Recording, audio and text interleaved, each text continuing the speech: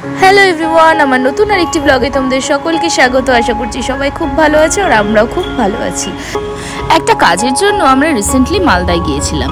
তো সেখানে গিয়ে সকাল সকাল দেখতেই পাচ্ছ রেডি হয়ে একটা গাড়ি বুক করে নিয়ে আমরা বেরিয়ে পড়েছি মালদার আশপাশটা একটু ঘুরে দেখার জন্য। আর আশেপাশে বলতে এখানকার প্রধান আকর্ষণই হলো মালদার গৌড়। তো সেখানেই আজকে আমরা যাচ্ছি। গৌড়ের নাম ইতিহাসের পাতায় অনেকবারই পড়েছি, তবে সেরমভাবে আমার এখানে কোনোদিনই আসা হয়নি, তাই প্রথমবারই এই গৌড় এক্সপ্লোর করার আমার সুযোগ হয়েছে। চারপাশে এই সারি সারি আমবাগান দেখতে দেখতে অবশেষে কিন্তু প্রায় 45 থেকে 50 মিনিট রাস্তা অতিক্রম করে আমরা পৌঁছে গেলাম প্রাচীন বাংলার রাজধানী গৌড়ে।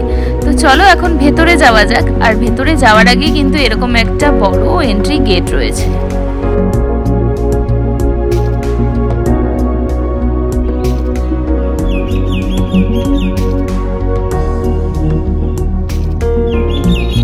চারপাশটা কিন্তু একদমই প্রায় জনশূন্য ছিল। আর আমার পেছন দিকে দেখতেই পাচ্ছ ওখানে প্রচুর বড় একটা আমবাগান রয়েছে। আর এতটাই গরম ছিল যার জন্য আমি ছাতা ক্যারি করেছিলাম সাথে। তো সেটা নিয়ে এখন চলছি ভেতরে। তো চলো যাওয়া যাক।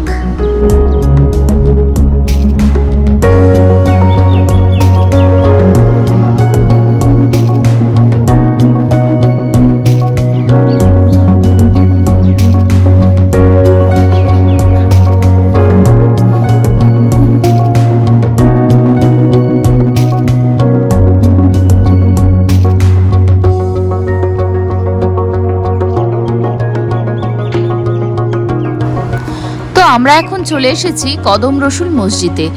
তো এখানে বলা হয় হযরত মুহাম্মদের পায়ের ছাপ নাকি রয়েছে। তো চলো এখন ভিতরে গিয়ে সেগুলো সবকিছু এক্সপ্লোর করা যাক।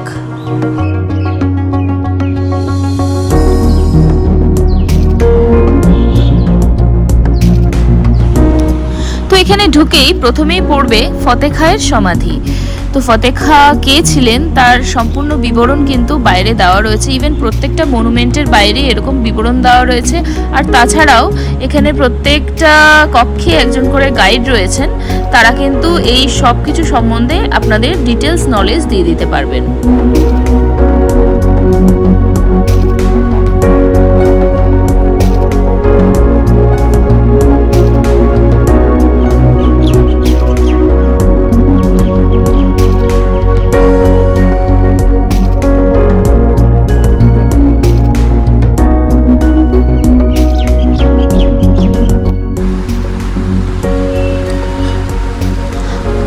আর এই কক্ষের ভেতরেই যে পাথরের উপর পদচিহ্ন রয়েছে এটাকেই ওনারা কিন্তু হযরত মুহাম্মদের পদচিহ্ন বলছেন। তো এই জায়গাটাকে পুজো করা হয় এখানে। তো এগুলোর ব্যাপারেই কিছু আমাদেরকে জানাচ্ছিলেন। এখান থেকে ঘুরে নিয়ে তারপর গেলাম বাইরে। বাইরেটাও অপূর্ব সুন্দর লাগছিল। এরপর আমাদের নেক্সট ডেস্টিনেশন ছিল আমবাগানের মধ্যে দিয়ে চিকা মসজিদে। আর এই আমবাগানে এসে আম গাছের থেকে কিন্তু আম পাড়া একদমই নিষিদ্ধ। কেউ পারলে পরে তার পরিবর্তে কিন্তু অনেক বড় রকমের জরিমানা দিতে হয়। তবে গাছের থেকে নিচে যদি হাজারো আম পড়ে থাকে তাহলে সেগুলো সবই তোমার, সেগুলোর জন্য কোনো রকম জরিমানা বা কিছু দিতে হয় না।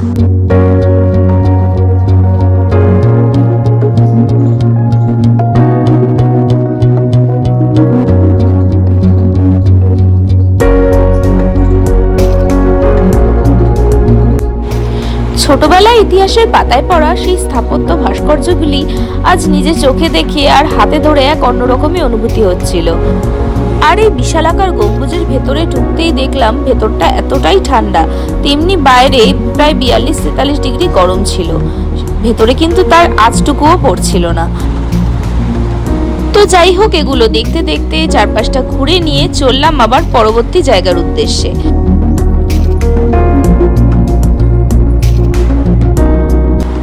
অবশেষে এই ঘোরাঘুরির ফাঁকে কিন্তু দুজনে মিলে ছবিও তুলে নিয়েছিলাম কয়েকটা। আর এই জায়গাটা বন্ধ থাকায় এইখানে আর ভেতরে ঢুকতে পারিনি। তারপর চললাম আবার পরবর্তী জায়গার উদ্দেশ্যে।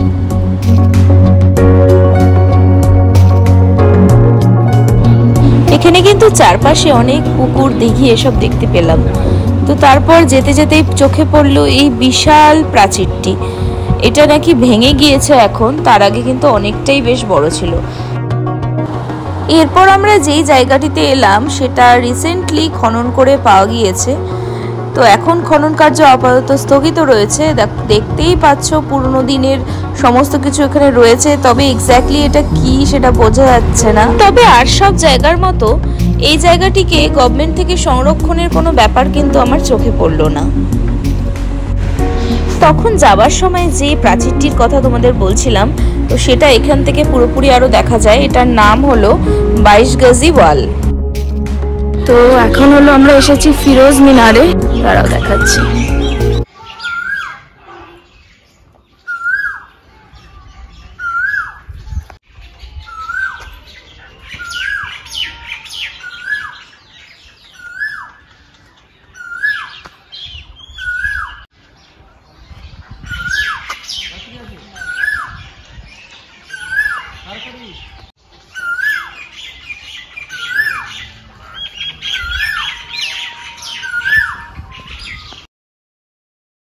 জায়গাটা খুব নিরিবিলি, আর এখানে হচ্ছে কোকিলের ডাকটা এত সুন্দর লাগছে।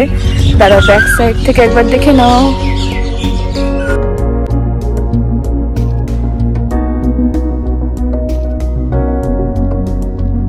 তো এখন আমরা আছি দাখিল দরওয়াজাতে।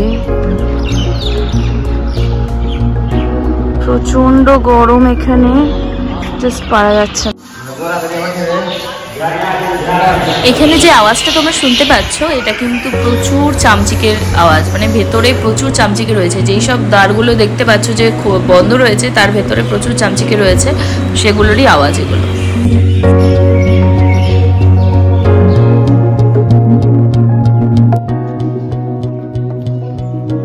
এখন হচ্ছে আমরা এসেছি বড়দোয়ারিতে, বড়দোয়ারি বা বড় সোনা মসজিদ।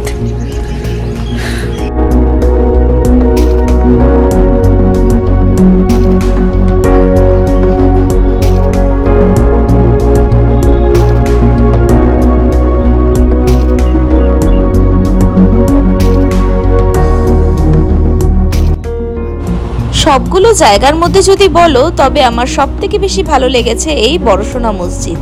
এই জায়গাটা এতটাই সুন্দর, একদম মনে হচ্ছিল যেন পুরো ছবির মতো। অপূর্ব সুন্দর জায়গা আর খোলামেলা, এত ভালো লাগছিল এখানে।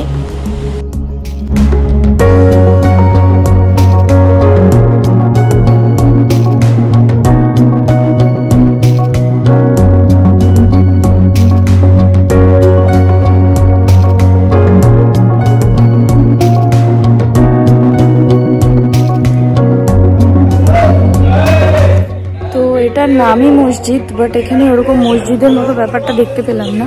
খুব সুন্দর একটা পুরনো দিনের যে ধ্বংসস্তূপ বলতে পারো সেগুলো সব রয়েছে এখানে।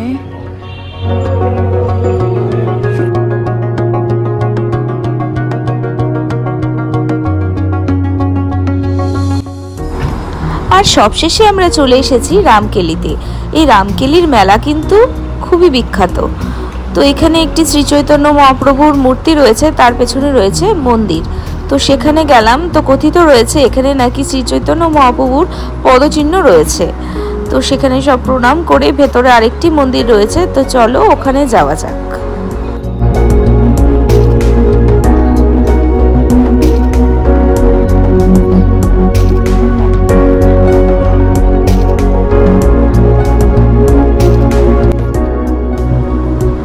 এখানে ভেতরেই ছিল একটি মদনমোহন মন্দির। তো সেই মন্দিরে প্রণাম করে ঠাকুর দর্শন করে নিয়ে আমরা আবার চললাম বাড়ির পথে।